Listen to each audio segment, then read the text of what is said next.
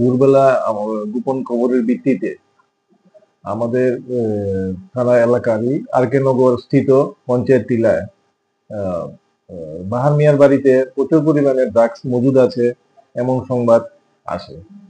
তো সেই সংবাদের ভিত্তিতে আমি এবং আমার থানার অন্যান্য অফিসার ও স্টাফ সহকারে বাহার মিয়ার বাড়িতে তল্লাশি করি।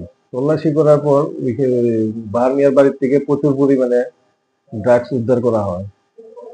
সঙ্গে বাহার মিয়ার ছেলে রাজু মিয়াকেও ওইখানে ডিটেইন করা হয়। ডিটেইন করার পরে বাহার মিয়ার বাড়ির থেকে ড্রাগস গুলি উপস্থিত লোকজনের সামনে আমি বাজেয়াপ্ত করি এবং নিয়ে আসা হয়। এই ড্রাগস গুলি থানাতে নিয়ে আসা হয় এবং বাহার মিয়ার ছেলে রাজু মিয়াকেও থানাতে নিয়ে আসা হয়।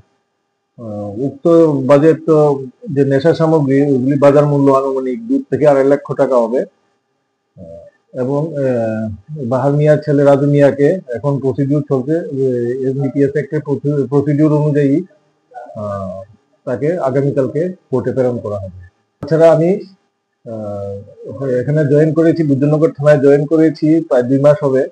এই 2 মাসের মধ্যে আমি পুজোর আগেও প্রচুর পরিমাণে বিলেতি মদ বাজেয়াপ্ত করি এবং এই ধরনের নেশা জাতীয় সামগ্রীর বিরুদ্ধে অভিযান আগামী দিনও জারি রাখবো।